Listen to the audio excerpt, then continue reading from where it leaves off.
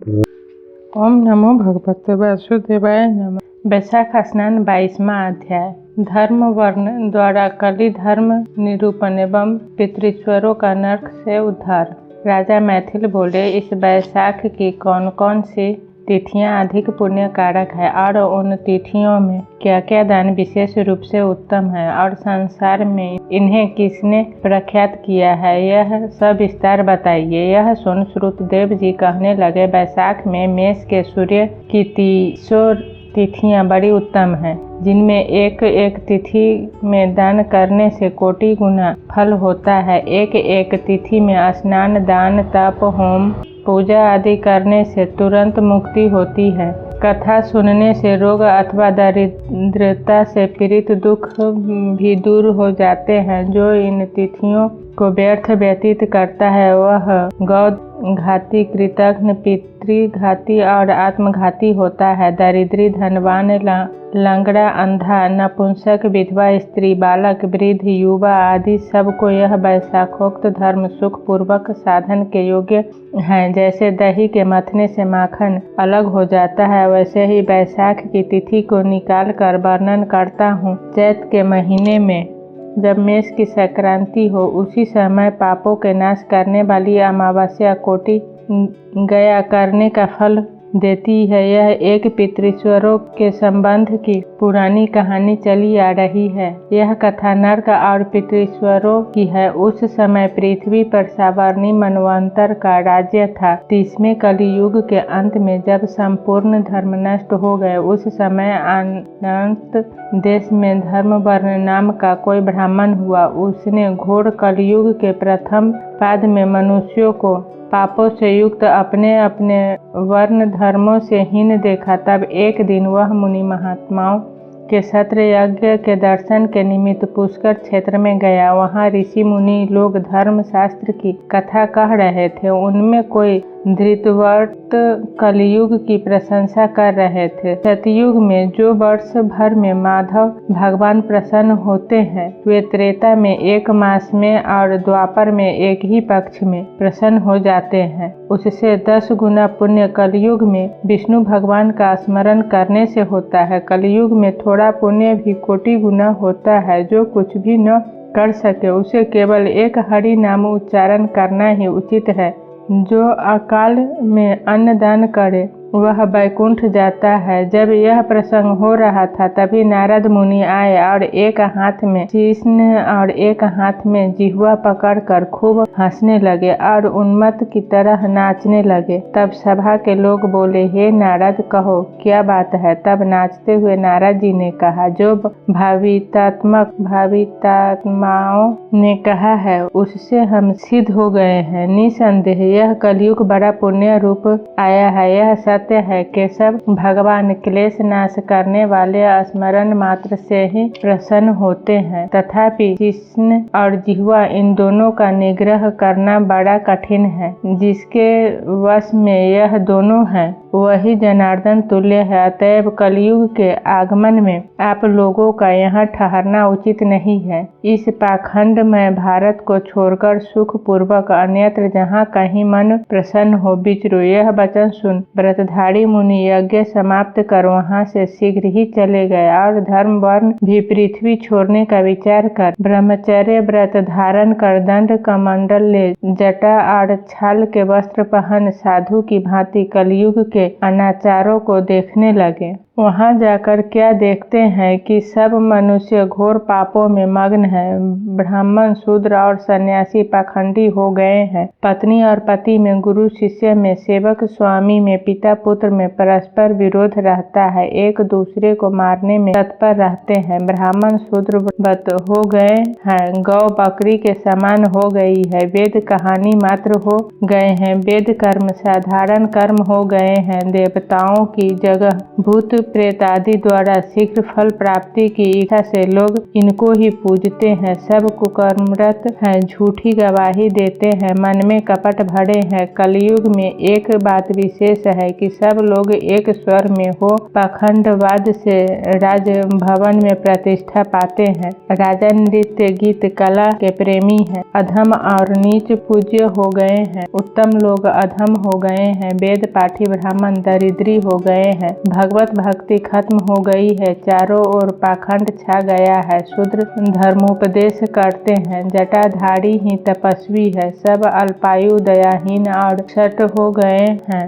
सभी धर्मोपदेशक है पर निंदा करके अपनी ही पूजा चाहते हैं। अपने मालिक का घर जल जाने पर उसकी निंदा करते हैं। भ्राता भगिनी से, पिता पुत्री से सब लोग शूद्रों और वेश्याओं से संगम करते हैं। साधु संत और पंडितों का अपमान होता है, दुष्ट पापियों का सत्कार होता है। साधुओं के गुणों को दोषमय देखते हैं, पापियों के दोषों को गुणमय देख बढ़ाई करते हैं। कलयुग में सब दोष ही ग्रहण करते हैं, जैसे स्तनों में लगी जौंक रक्त ही पीती है। सब औषधि सत्वहीन हो गई है, ऋतुओं में विपरीतता आ गई है। राज्य में दुर्भिक्ष पड़ते हैं, कन्या के गर्भ रह जाता है। नट और नर्तकियों में अनुराग करते हैं, वेदांताचारी आचारादि से भ्रष्ट हो गए हैं। श्राद्ध आदि तथा वेदोक्त कर्म त्याग दिए हैं, श्रृंगार आदि में लिप्त है। न शास्त्र चर्चा है, न योग की दीक्षा है, न लेश मात्र कोई विचार है, न तीर्थ यात्रा है, न दान धर्म है। ऐसे कलियुगी मनुष्यों की विचित्र दशा देख धर्म वर्ण बहुत भयभीत और शंकित होकर वंश को पाप से छीन होता देख द्वीपांतर में जा लोकों में विचरता हुआ पितृलोक को गया। वहाँ अपने पितृगणों को बड़े भयंकर दुखों में दौड़ते हुए, रोते हुए, गिरते हुए, अंधकूपों में पड़े हुए त्राही त्राही करते हुए देखा, जिन्हें किसी प्रकार का सहारा नहीं है। उन्हें देखकर वह बहुत विस्मित हुआ और दयालु होकर बोला, तुम कौन हो? तुमने ऐसे कौन से दुष्कर्म किए हैं जिनसे तुम यहाँ पड़े हो? तुम किस गोत्र में उत्पन्न हुए हो और तुम्हारा कैसे उद्धार होगा? यह सब मेरे सामने कहो, तुम्हारा आज ही कल्याण हो जाएगा। धर्म वर्ण के ऐसे वाक्य सुन दुख से व्याकुल पितृश्वर प्रसन्न हो दीन वाणी से कहने लगे, हम श्रीवत्स गोत्री हैं। हमारा वंश पापों से क्षीण होने के कारण निसंतान है। हमारे लिए पिंड देने तथा श्राद्ध आदि करने वाली कोई भी संतान न होने से हम दुखी हैं और इस घोर अंधकूप में पड़े हुए हैं। हमारे कुल में एक धर्मवर्ण नाम का पुत्र ही बड़ा यशस्वी है, वह सब कुछ छोड़ अकेला ही विचरता है। उसने गृहस्थ आश्रम धारण नहीं किया है, वही हमारी एक दुर्वा का तंतु रूप है, जिसे पकड़कर हम लोग लटक रहे हैं। उसे भी नित्य चूहे काट रहे हैं, वही एक जड़ बची है। अतः धर्म वर्ण की आयु छीन होने पर अर्थात दुर्वा के शेष भाग को चूहा के भक्षण कर लेने पर हम इस अंधता मिश्र दुर्गम कूप में गिर पड़ेंगे। इससे हे तात, तुम पृथ्वी पर जाकर धर्म वर्ण को समझाकर कहना कि तेरे पितृश्वर तेरे गिरस्थ धर्म से विमुख होने के दुख से पीड़ित है। केवल तेरे पुत्र रूपी दुब के सहारे ही लटके हुए है, वह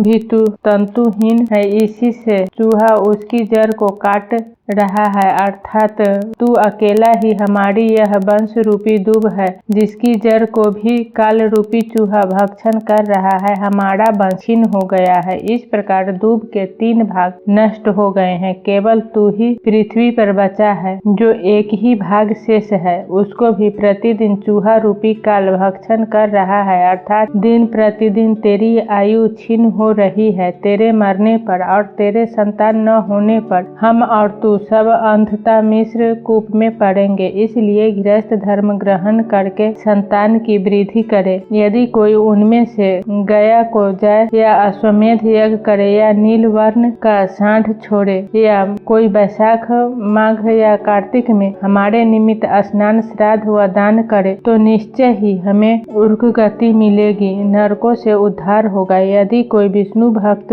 हो या एकादशी व्रत करे या पाप नाशक कथा सुने सुने तो उसकी 100 पीढ़ी पीछे की और 100 पीढ़ी आगे की नरक में जाने से बचेगी। धर्महीन अनेक पुत्रों से तो धर्मावतार कुल दीपक एक ही पुत्र बहुत होता है। तुम ऐसे सत्य वाक्य समझाकर धर्म वर्ण को गृहस्थ धर्म में प्रवृत्त करो। पितृश्वरों के ऐसे वचन सुन धर्मवर्ण बड़े अचंभे में पड़ा और कांपने लगा तथा रोता हुआ हाथ जोड़ नमस्कार कर बोला, हे महाराज, मैं ही दुराग्राही तुम्हारा वंशधर धर्मवर्ण हूँ। मैंने यज्ञ में महात्मा नारद जी के कहे हुए वचन सुने हैं। कलयुग में किसी की भी जिह्वा और शिश्न वश में नहीं रहते, अतः पृथ्वी पर अनेकों पापी मनुष्यों को देखकर कुसंगति के डर से मारे द्वीपांतरों में विचरता रहा, सो 3 पाद तो व्यतीत हो गए। इस तरह इस कलयुग के अंतिम पाद में भी 3.5 भाग व्यतीत हो गए। मैंने अब तक आपका दुख नहीं जाना। पृथ्वी पर भार रूप मेरा जन्म वृथा ही गया, जो कुल में उत्पन्न होकर पितृश्वरों का दुख दूर नहीं किया, अर्थात ऋण नहीं चुकाया। मैं अब आपकी आज्ञा पालन कर देव ऋषि एवं पितृश्वरों को तर्पण करते हुए विष्णु की पूजा अवश्य करूंगा और ऐसा आशीर्वाद भी मांगा कि सांसारिक कर्मों के करने पर मेरे सत्कर्मों पर कलयुग की कोई बाधा मुझे न सतावे। हे राजन, धर्म वर्ण के ऐसा कहने पर पितृश्वर संतुष्ट होकर बोले, हे पुत्र, हम तेरे सहारे टिके हैं, अतः तू गृहस्थ धर्म में प्रवृत्त होकर संतान उत्पन्न करके हमारा उद्धार करो। जिसके घर में तुलसी वृक्ष, शालिग्राम की पूजा, महाभारत आदि ग्रंथ है, जहाँ हरि कथा, सत्संग, हरि कीर्तन, भगवान की प्रसादी का अन्न आदि होते हैं, वैशाख और माघ स्नान होते हैं, कार्तिक में दीपक जोड़ते हैं, घर में गौ सेवा आदि हो, जहाँ नित्य शुभ कर्म होते रहते हैं, वहाँ कलयुग बाधा नहीं पहुँचाता। हे पुत्र, इसलिए तू पापात्मा युग की चिंता मत करे, शीघ्र घर जा और इस माधव मास में सबके उपकार के लिए मेष की संक्रांति की